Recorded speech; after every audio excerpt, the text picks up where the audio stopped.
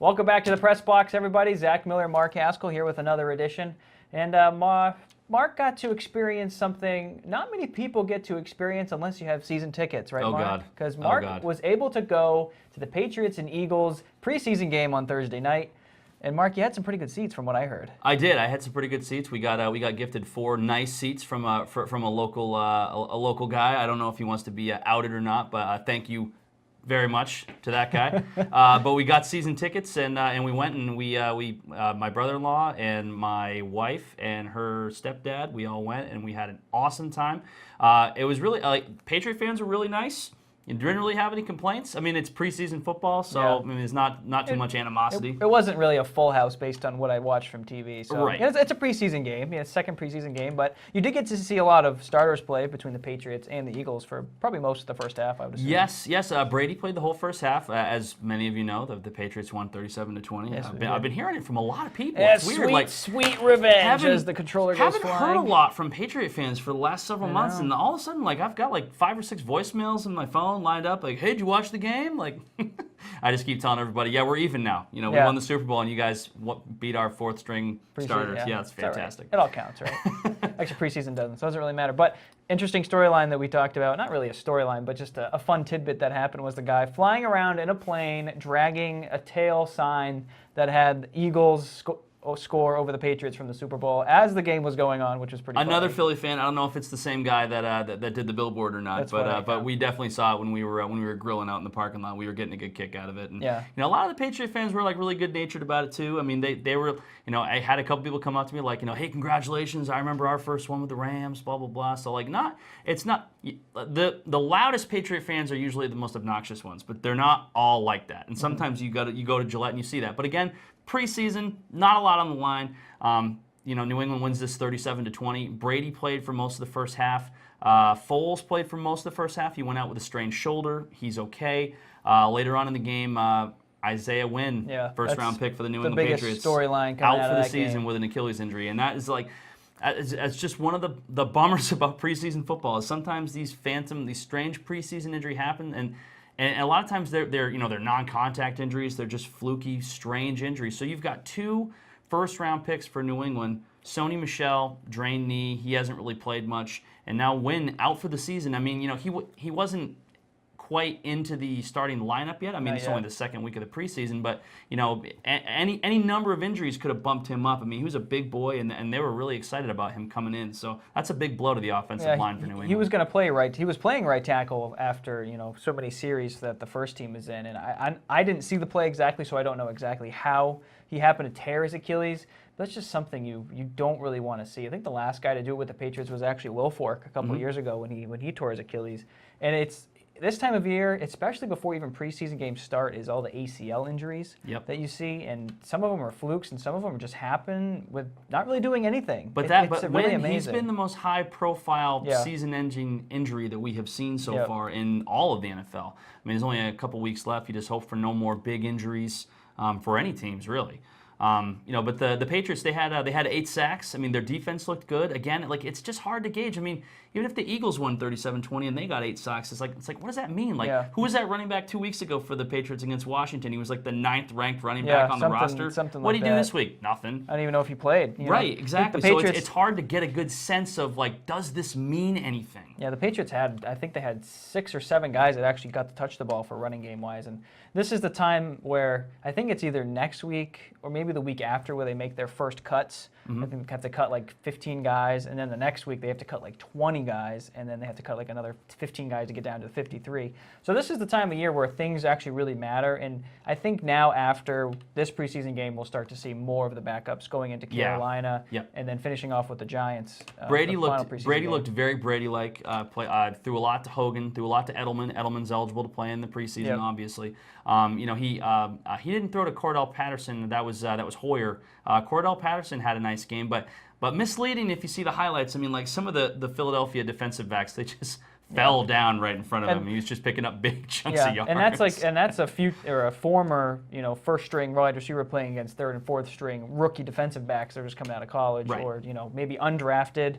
So they kind of haven't And proved their worth I think yet. Patterson could be great for New England this so year. do I. I think that was a very low risk, high reward signing for them. And those are the kind of signings that the Patriots are great at making. Jeremy Hill, another guy like that at running back. He played all right. And especially if the Sony Michel injury continues to linger on, Jeremy Hill's going to have an even bigger role with James White and Burkhead and all these running backs. But we get 2 more weeks left in the regular season, so let's just hope for no more big injuries. And the Eagles get their Super Bowl rings on September 6th. They'll play Atlanta, and then Houston at New England September 9th to kick things off on Sunday. Can't believe it's only 3 weeks away. I know. I can't wait. August is almost over already, and fall sports are preseason starts probably today and into next week. Yeah. Excuse me. And That's right. actually next week is when high school golf starts, like Thursday or Friday is That's the right. first matches, and then a week after that is soccer and football and everything else gets going before Labor Day. Yeah, So we'll definitely be getting plenty of video and photos of a lot of the local kids out there. Preseason games, exhibitions going on. Next week's show, I'm sure we'll have lots of video. There's a big football scrimmage going on up in Mount View, Camden and Oceanside football, or Madomic maybe. Yes. A handful of local teams Yep. will all be up there. They're kind of controlled scrimmages on the gridiron this early in the season for high school. But it's still good to get out there and see the kids with the pads on there. And we're here. Mm-hmm. We're here. We're just a Exactly. couple weeks away, and we're going to be in full swing for sure. Yep. Well, the Patriots aren't the only team battling injuries, because the Red Sox are also battling injuries after their win last night 7-3 over Tampa Bay. How I find it very interesting for the past couple Brian Johnson starts when he's been on the mound. He gets off to such a rocky start. He gave up 3 runs in the first inning and then obviously settled down. And then the Red Sox bats just like, oh yeah, don't worry, we got you. We'll pick you up. And you guys will be good. We'll get the win just like normal times. He kind of reminds me of a poor man's Tim Wakefield a little bit. Yeah, a little bit, yeah. Like sometimes Wakefield will just be untouchable, and sometimes he gets roughed up, but Johnson, he's done a nice job. I mean, I'd still think, has he pitched lights out? Maybe not, but I think most people would probably still rather have him in that slot than Pomeranz at this point. Oh gosh. Yeah. He's a liability and a half, huh? Mm-hmm. Put him back in the bullpen. Yeah, exactly. And we've still got Evaldi, we've got Price, obviously Sale, it's white hot. And Erod. So we're still lining up nicely. And you look at the standings, 10.5 up on the Yankees. That's not the jarring thing to me. The jarring thing, they're 51 games above 500. That's amazing. That is unbelievable. They don't even have 40 when we were losses talking yet. about this team in May, and we were just talking about like Hanley gets released, and all these flaws on this team, and is Alex Cora legit, and all of a sudden all these questions have been answered. Like they have basically correctly, they've made the right move on just about every move they've made. They really have. And, Sale coming back from his he missed his last 2 starts before he came back. And it's like he never missed a beat. Mm-mm. And then he lost the AL or the MLB lead in strikeouts or the AL lead in strikeouts, whatever it was. And then with 1 outing, he picks it back up with 12 strikeouts in 6 innings. It's like this guy is unhittable right now, and it's amazing that he's on our team. Thank goodness. And another nice signing, which we kind of forgot about because he hit the DL so quickly, was Ian Kinsler. Ian Kinsler, yeah. He had a couple nice hits. He goes off the DL. Devers is now on the DL because he's got a hamstring. That's retroactive to Thursday, so he would be eligible to come back next Sunday against Tampa in Tampa. Yeah. Whether he comes off remains to be seen, I guess. But Devers is he's. I don't know what to think about Devers. He impresses me at times, but he also seems to be injured. He's still all really the young. time. And he is, yes. He's still he is very young. He's like 20 years old, 21 years old. I don't even think he's 21 yet. I think he's still 20 or 19 or something like that. And to be at that age, to be playing in the big leagues in Boston, which is not a very friendly city, so to speak, if you're not doing well, it's a tall task for a young kid. But a guy like Kinsler, he's going to be really invaluable if Devers can't stay healthy. True. Because you've got a guy like Kinsler who can play second base. You can scoot Devers over to short or third. I'm sorry, not Devers. Nunez over to short, over to third. You've got Brock Holt. You've got a lot of versatility there. Kinsler's more of a second baseman. You know what I mean? But a lot of those guys, they can kind of get on the left side of the infield and do some things for you if something long term is going on with Devers. Yep. So the Red Sox finish up their series with Tampa next. I think is it 3 or 4 game series? I think it's 3. I think it is. Yeah. 3 games, and then they go to Cleveland. I think beginning of next week. It's not going to get any easier for the Red Sox. They've got quite a September lined up for them. They really do. They've got the Yankees a bunch. They've got Cleveland, I think, The 7 Astros. times. The Astros. Yeah, and then they've got to play the Mets too. The Mets they're an okay team, but you never know. They can put up runs, or they can get. Are the Mets okay? Or they can get runs put up on them. So we'll see. I don't know. I think the Red Sox will win the series. I'm not saying they can. No. Swept I just mean yeah. I think they've got Syndergaard and they've got DeGrom, and after that they've just got a bunch of head scratchers. Pretty much for sure. But anyway, We're going to actually jump down to the local scene now because this week we unveiled our Girls Athlete of the Year. We did. Semifinalists and also the finalists in one article. I know you have. You Yes. wrote up the article Yeah, of yeah. everything after me and Ken and Mark all sat down to debate this, which actually took about maybe 4 or 5 hours just to get to the semifinalists, which was interesting. Now this was your first year being part of this process. true. What did you think? I mean, it's like it's not just oh, that girl's good, let's make her a finalist. I mean, like you got to talk to a lot of coaches, you got to get stats, you got to well, this girl plays in A, well this girl plays in Class D, it's just there's so much that goes into it, and it's not anything that we take lightly in any way. Yeah, I think this past year's girls, how we're basically, I know, a cut above the rest from years past. There were just so many good girl athletes around the Mid-Coast, and we finally whittled it down to 10 and also to 5. I think getting to the finalists was a little bit easier than getting to the 10 semifinalists. Yeah, we I think came you're right up on with that. almost maybe 8 or 9 semifinalists. And then we started listing off more girls that should be considered, and they're like, okay, well, we got to go back and find stats for these girls because she's a 3-sport athlete, she's a 3-sport athlete, she's a 3-sport athlete. And you're trying to track down all these coaches, and they're out of state or They're they're on out of country because vacation, they're on vacation. Who knows? It's the middle of summer. They don't want to do that. It can be arduous, but this is one of the reasons why we do what we do. You know what I mean? To honor these girls and these boys. The boys' story is going to be out next week.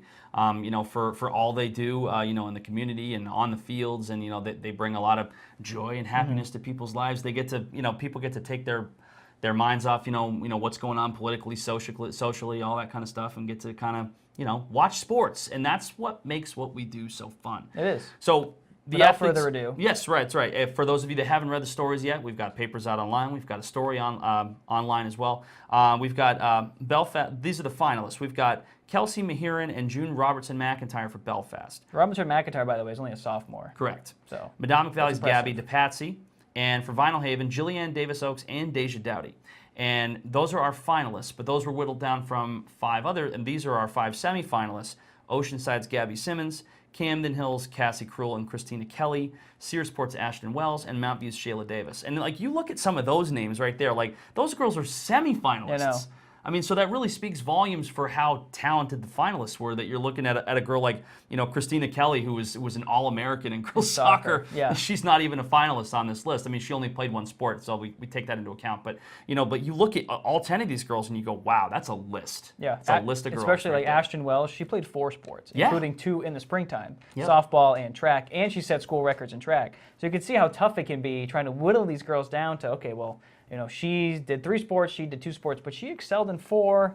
While this girl excelled in 3, she was all conference in all 3. It was just really tough. And it's all subjective. It's all subjective. When we eventually pick a winner, you could easily make the case like it could have been this girl or it could have been this girl too. Very rarely is it just a clear-cut decision. Yeah. There's a lot that goes into it for sure. But the big thing is that the decision rests between me, Mark, and Ken. Nobody else has any input on who the winner will be, or the finalists, or the semifinalists. We don't go out asking the public who they think and take that into account. It's all, like you said, subjective between us 3 because it's our sports department, so we get to make the picks, which is fun, but also tough at the same time. Yeah, definitely. So then you said the boys will be out this week, and then you'll be able to see who is the 10 semifinalists and also the 5 finalists, and then we'll be able to whittle that down. We don't know when the finalists will be announced, whenever we kind of get to it. It's usually difficult because by the time we can really sit down and think about who the winners are going to be, the fall season is here in full swing. It's so back it's to the hard grind. it's hard to, so usually sometime in mid-September we usually come down with a winner and we'll have the stories out and they'll be on our websites and in our papers. So. Yeah, perfect. Well, until next week where we talk about the boys semifinalists and finalists and also the Patriots' next preseason game. And don't forget lots of video of local sports. That's true, and local sports. Finally, starting local up. sports are back. I know. Feels like it's been forever, Yes. but not really. For Zach, that's Mark. This is the Press Box.